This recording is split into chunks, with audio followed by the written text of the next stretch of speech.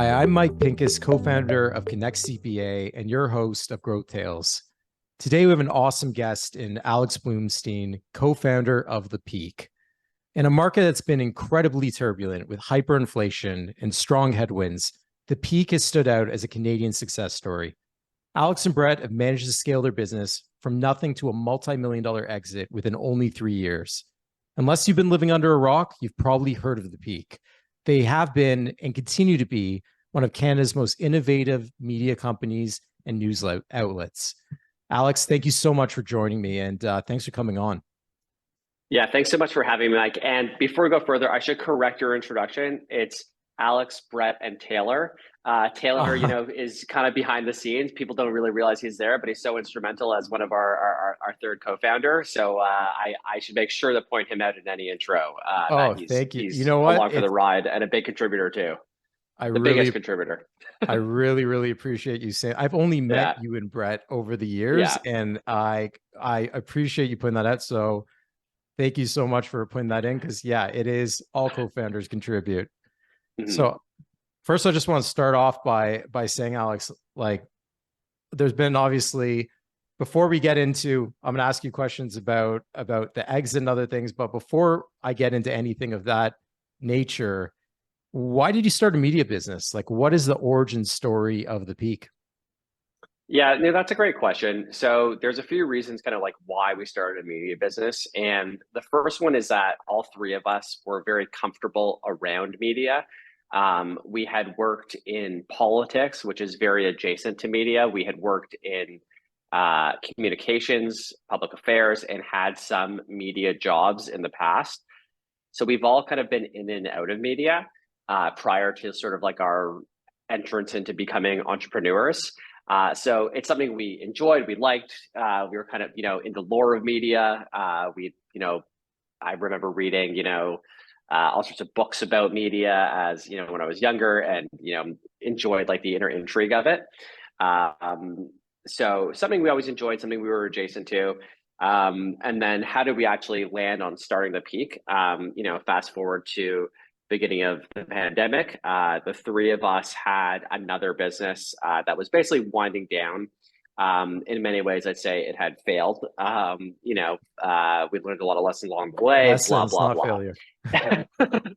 Yeah, exactly. And we need something to do, right? So we said, okay, we have a few options here. We can get jobs, or we can start something new. So we experimented with a number of things. And ultimately, we saw what was being done in the States with the morning brew. They were growing really quickly. And we looked around at, our peers and saw that a lot of them were reading the morning brew or, weren't, but wanted something equivalent for Canada.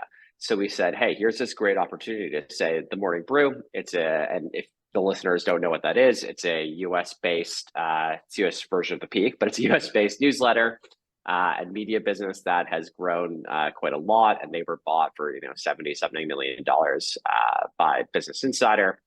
And we said, hey, let's look at their model. Let's take this model and apply it to Canada and deliver never boring business news for Canadians.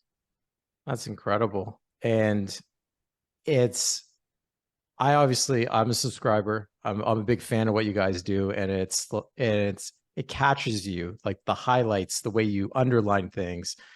Who came up with the design? Because it seems like it was architected, like really well thought out, how you brought out that newsletter. Mm-hmm. Who came up with that design? Where's the origin of that? Yeah, so I mean, I think like the way the words are kind of like architected is like, you read it and it's broken up into chunks. There's highlights, there's bulls, there's subtitles, and that allows the reader to move their eyes along. We did not invent that, right? This came from, probably originally started with Politico, Axios, some of these other, American media companies. And Morning Brew had a similar style too. And it became kind of like the on-trend way of writing a newsletter. I think this is like the important lesson here. That this is where I'm going with this, because you're saying, oh, you guys are so smart. You came up with this, you came up with that. And we didn't really come up with a lot of this. The real lesson here is, don't reinvent the wheel when, it already works. So there's a model that works, there's a style that works, but there's a market that's not being served by that style and that product, right? So what we did, our, innovation, and I'm using, the air quotes there, was to take all these pieces that were working and deliver them to a market that was being underserved by it. So that's not to say that like our quality and content and our approach to it in many ways kind of was original, and we can talk about that. But I don't think we invented anything, and I think we're kind of proud of that because that informed how we ran a business from start until now, and that we said we're not trying to make any big changes. We're just trying to stay focused, and we're not going to go and invent new processes, new ways of doing things when a great way of doing things already exists. Yeah, and you mentioned like Morning Brew and like all these Yeah. companies you mentioned. I believe they're all U.S. domicile type businesses. Mhm. Was you guys were Canadian centric, I think, from the onset. Is that correct? Yeah, no, we were always super focused on Canada. Just for what I said before, that there was no one was doing this for Canada. And I think our approach was always to kind of hew that line of being like relatively like proud of being Canadian, as well as not relatively, our slogan until recently was proudly Canadian. So we were Yes. proud to be Canadian. And I think, the way the style works is that we kind of always added context to a news story, right? So the particular context that we were adding to the news story was how this impacts Canadians. So in certain instances, there would be, a Canadian story, say about RBC, and that's obviously is just impacting Canadians because it's a big Canadian bank. But in other cases, there could be an American story about, a big tech merger. And then we could say, okay, how do we zoom out and apply the Canadian lens to this? So that's really what differentiated us, was leaning into the Canadian angle. Otherwise, had we just tried to compete, then we would have been nobody, right? Because we would have just been another news source that Canadians can get anywhere. They could have just subscribed to the Morning Brew, right? So we really had to lean into that in order to differentiate ourselves. And that seemed to work for you. So I'm curious, subscribers wise, where do you sit today? I've seen the 100,000 crossing 100,000 marker. Are you guys way beyond that? I don't know where you're at today, and I might as well ask you that question. Yeah, it's a good question. I'm actually going to make sure I have the actual numbers in front of me. I wrote them down. So so we actually have, I'd say four main products right now. We have two newsletters and two podcasts. So the main hero product, the Peak, has 122,726 subscribers. That's as of yesterday. Wow. The Peak Money, our personal finance newsletter, is at 34,233. And our Peak Daily podcast has 119,775 monthly downloads, and our Free Lunch podcast has 17,025 monthly downloads. Wow. Yeah. So I that's incredible. And that's incredible growth given your time in the market being so short. It's obviously had incredible traction. And coming from a finance background, I'm going to pivot a bit and ask you, I'm sure people are curious about this, but the revenue model of the Peak, Mhm. how did you and your co-founder sit down and think about how you're getting all these subscribers? So many people are signing up to this newsletter. How are you thinking about like, okay, we're building an audience. How are we going to monetize this? Yeah, for sure. So, I mean, I think what's interesting about our product is, we have a pretty large subscribership, but relatively speaking, it's not actually that big. We've grown quickly, but what we noticed as we were growing, especially in the early days, is that we were signing up a lot of high quality subscribers. So, high quality means, high income, decision makers in businesses, people who are starting and building businesses. And all of these types of people are high value to advertisers. Mm-hmm. So, there's a lot of advertising media businesses out there, and a lot of them are just competing for, low priced CPM advertisers. But we had the opportunity to say, hey, we have these really high quality people who are reading our newsletter. We can charge a lot more for those people. So we sold the size of our list, but we also sold the quality of our list. So early on, what our target was, not, well, I'd say this is the mid period. This is when we really started to grow our revenue, was when we started targeting B2B SaaS companies, American B2B SaaS companies. Because we said, look, here's our audience, right? We have these really high quality people who are decision makers in Canadian businesses who you want to sell into. And they would pay a lot to reach those people. And that's when we really kind of started to take off there and bring in a lot of revenue. The other kind of key advertiser that we were able to target was investment products. So that could be just like investment, advisory to kind of like alternative investment products like Masterworks, which is how to invest in like fine art, fractional fine art, or Front Funder, like crowdfunding platforms, that type of thing. And now that we've kind of grown a little bit more and broadened out our audience, as well as just it takes time to like sell into like the banks. So now we have a lot of financial institution advertisers, which are fantastic. And also really, I'd say added like another level of credibility to the business, I think in Canada, especially because they're like the biggest businesses in Canada. And I don't know if you want me to go into like specifically what our ads are, but I can, because there's some interest in that, I guess. So like our newsletters have 3 ads in them. We have a primary ad, a secondary. Yeah. I'm curious about that just because Sure. like now you could say, okay, people would advertise in the peak, but now there's probably different ways to go about how you charge based on how they advertise or how many eyes they hit and the size. So what did that look like on the specifics? Because I am curious about that. Yeah. Sure. So, I mean, we basically, the way our advertising worked was like we would sell a primary ad, which had a logo and about 125 words, a secondary ad, which was like lowered down inside the newsletter, which had 75 words, and then a peak pick, which had 25 words, I don't know why I'm speaking in the past. You still buy these folks. So obviously like our pricing was more modeled towards what an advertiser would pay versus, what they were worth. Because if you actually look at the numbers, a primary, a secondary, and a peak pick, depending on the advertiser and depending on the ad, could perform just as well, right? And that's because it's all about the context that these ads are in. So we take the pen on all of the ads. An advertiser comes to us, they tell us what they want to talk about, and our copywriters write them. So our ads are in the same style, tone, and voice as the stories. So when somebody's reading it, it really does feel native and it feels interesting. It's written in a way to hook you in and keep you reading, and that is true from the intro through the ads.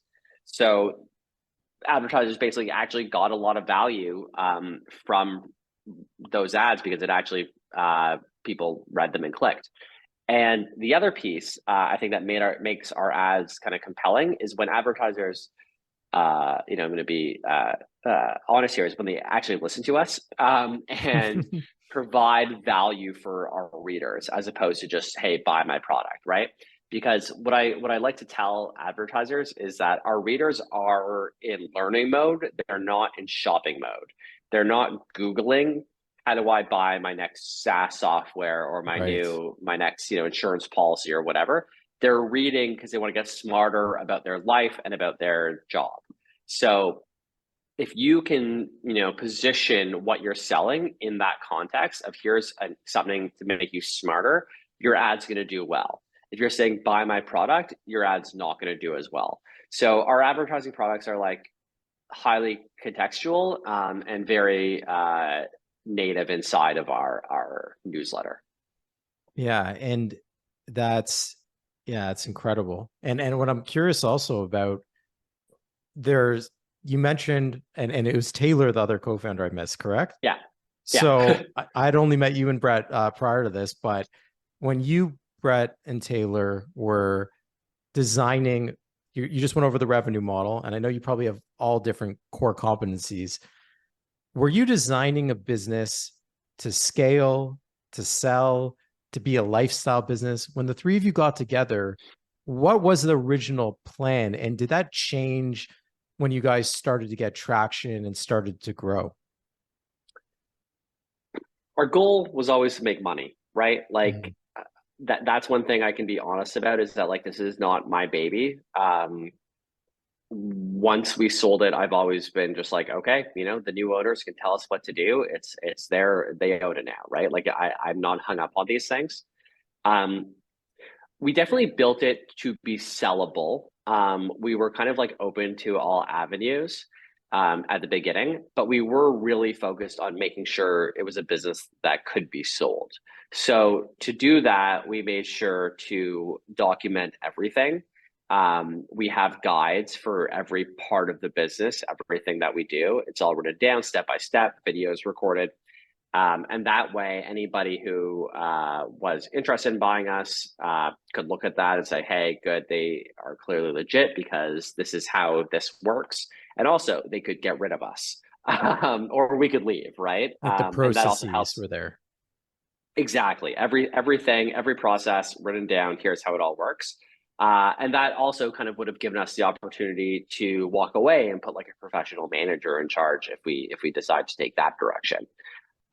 So yeah, we really had the idea of finding a way to be successful in making money from this business from the start, and we were very conscious about that as we built it to make sure to document what we were doing.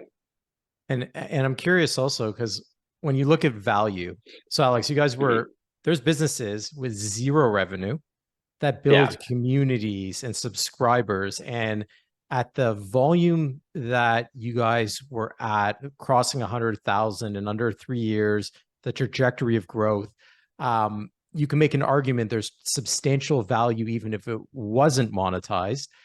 How did you and Brett and Taylor think about if you were looking at the value of your business as you went through every inflection point from year 1 to 2 to 3, how much you think of that value was in the fact that you had this massive subscriber base of, like you said, really well-known businesses and key logo marks versus actual revenue and ad revenue and monetization? I know it's I a think tricky one. that yeah, it's a tricky one. I think without a doubt, like our list is valuable. An engaged list is valuable. So I mean, like there's a lot of value in that they were opening the emails and reading the emails and all of that. But I think from our own past experience, where we had a business that was theoretically valuable as well, but had no money, we didn't want to go down that road again. So I guess like a little bit of backstory: the business that we started before was a cannabis focused venture fund and accelerator. And what we did was we raised a micro venture fund of about $1 million, and we invested that into early stage cannabis focused startups. We had a community, we had a mailing list, we had meetups in different cities.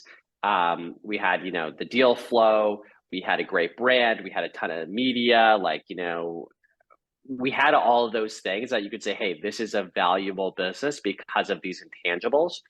Uh, but we never could figure out how to actually get a return on it, make any money from it, or anything like that. So going to this, we said, okay, how do we make money in like get dollars in the door kind of way right out of the gate? So it really started, going back to kind of like the origin story. It was, I'd say, a bright spot of COVID that we started writing this every single day. And we probably wouldn't have done it if it wasn't COVID, if we didn't have anything else to do.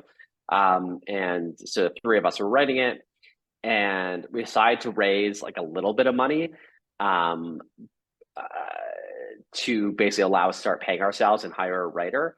But we were never going to, raise a lot of money and try to build something unprofitably and not have a clear path to success, right? So like we always knew, even if we couldn't sell for a multiple, we would have income coming in, right? And we were pretty sure that that's what we had to do this time around. We weren't going to do some sort of, you know, uh, speculative business that could pay off one day. We just were kind of over that.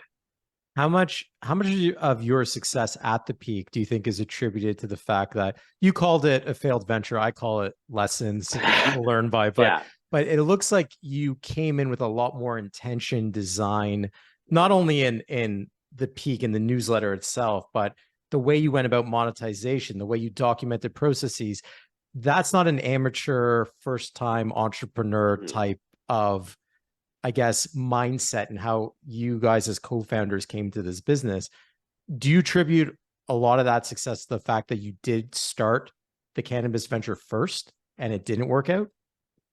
Yeah, I mean, I think that had a huge impact on how we approached our next business. But I think it's also just like more generally, I think we're all just people who, like learn from our entire lives. And it's just, everything you do is an accumulation of knowledge, accumulation of lessons of everything you've done on the way. So sure, there was like our overall approach that was informed by our venture before that, Leap Forward, and everything we had done prior. But I think there's also just like a lot of smaller things that you learn too, in terms of just like how to handle conflict between each other, how to handle conflict between partners, how like external partners, how to handle conflict, or how to handle employees generally, how to work with people. I think we thought, and I think this may be also a bit of a commentary on, like the cannabis industry. I think it kind of left us like a little shell shocked and a little bit like, oh, everyone's out to get you. And business is like hand combat. And I think we grew up quickly once we started this and started seeing how things worked in a I guess a normal industry and when things are going well.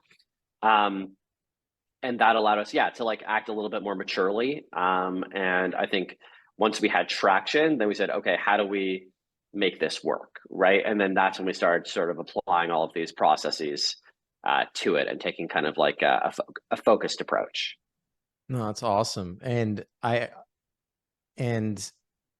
yeah, I can obviously relate to the fact that those accumulations of lessons makes a huge difference. But you mentioned dealing with conflict, dealing with stress. I haven't asked you about under the hood. No one knows the challenges other than you and Taylor and Brett day to day. It's not easy when you're growing that fast and going from zero to a multi-million-dollar exit in only 3 years.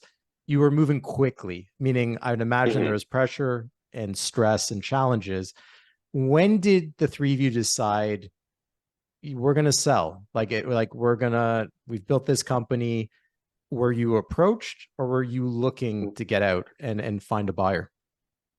Yeah. So I think, so first I'm going to share like my most controversial business opinion, which is like, it shouldn't be that hard.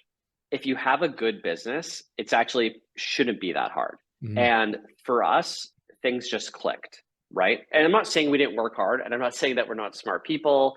We are, but in a way, everything clicked, everything fell into the right place. So of course there's stresses, of course there's all that, but it's like when you have something that works, it's not as hard when you have something that don't work. So if you hear about people struggling all the time to make something work, then it's probably just not that great of a business most of the time. That's my most controversial opinion. So, and then in terms of like to sell it, right? I think we all enjoy doing this.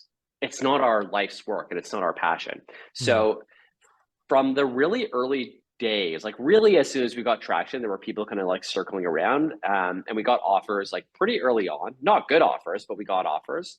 So there was always like an interest in it. And I think that comes with being like such like a public facing company. So everyone knows what we're doing.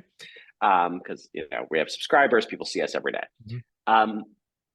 We just kind of got to a point where we were like, okay, like let's start, shopping around a little bit more. So there were people who had come to us before. There's people who we talked to before. Like there's just been like back and forth. And then we got one person kind of came back to us and said, hey, do you guys want to talk again? Obviously, the person Zoomer, the people who bought us, they had bought, BlogTO and then Daily Hive, and they were kind of just on, a buying spree. And yeah, so we got into talks with them. We did end up getting one other offer, but their offer was just much more compelling. we all had talked before about like what we would want to personally take home to make this worthwhile for us. And that's where we got in the negotiations. So we said, sure, let's do this. I mean, it's good to, especially in a business like media, take the money when you can. Mhm. And then it gives you, you know, a lot more opportunities, right? Unless you like, there was no way the peak was going to become like, obviously we could have held on longer, built it bigger, made something, you know, else, but there's no way Peak was going to become $1 billion business. Like, it's just Mhm. not the type of business that can do that. So once you have more cash in your pocket, there's more ways to make more money, right?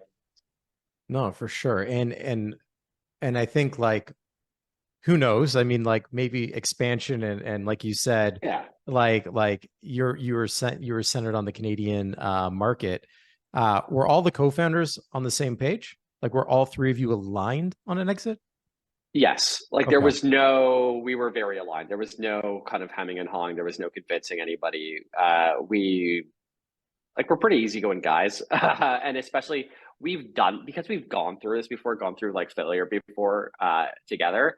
Like I think we just know we're aligned now, and we know kind of like how we work. So we're pretty easy, easy going with each other, and have a pretty good understanding of kind of like where we sit. Yeah. So what's next for the peak and what's next for Alex?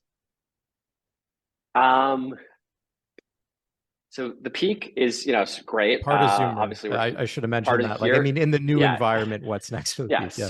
So we're here. We're part of Zoomer Media, and we are, I mean, well, this is going to come out, I guess, after, but our big bet on Canada events are next week, Calgary, Vancouver, then Toronto. So that's very exciting. But something that will still be relevant when this comes out is we're launching a new vertical, our Peak Tech vertical. So we'll be covering Cool. more specifically tech, as Peak Daily has broadened out just to be Canadian business generally. Mhm. So that's, I think, going to be pretty relevant, especially for your listeners. And we'll probably continue to add new verticals, you know, as time goes by. We're also looking at new ways to, you know, collaborate with with the other properties here at Zoomer, BlogTO, Daily Hive, the other digital properties, and hopefully we'll have more integration there in the future to talk about. Yeah. For And me, yeah. I'm here for the time being, or I'm No, here. I understand that too. I'm here. And no, that's amazing. And Yeah. Mhm.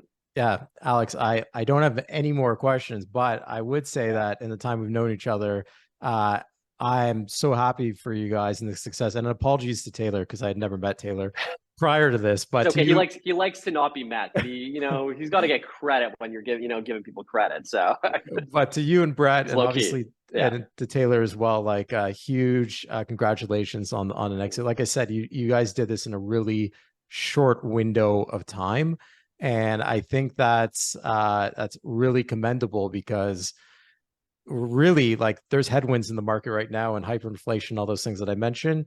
The fact that Mhm. you guys, I think, exited at a really good time, given like what's happening in the market.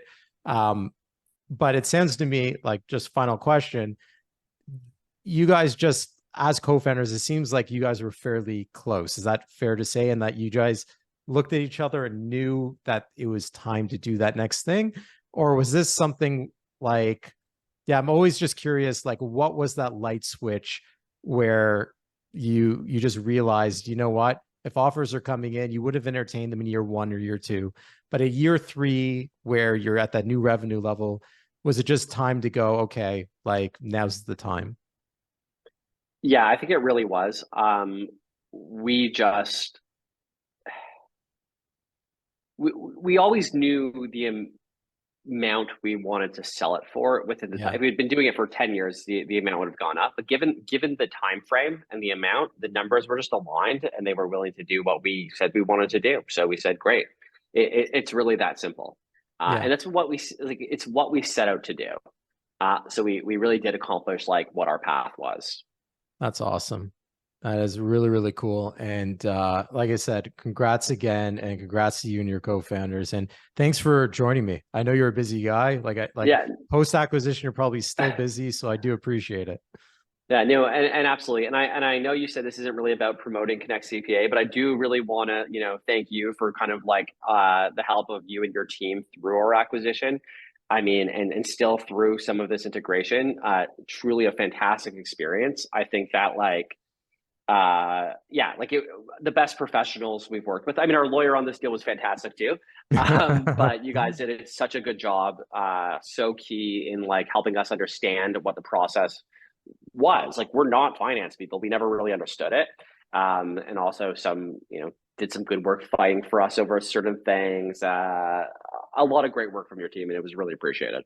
I really appreciate that. And it's been awesome working with you, Alex, and your team and the Peak, and just we service the same audience. And so it was really cool to see you guys work with so many common companies with us. But like I said, really appreciate you hopping on, and yeah, we're looking forward to keeping in touch and seeing what you guys do next. And if any other passion projects pop up, we're going to be following you to see what's next for you and your co-founders. For sure. Yeah, we'll let you know. Thanks so much for having me. All right. Thanks so much, Alex. Take care.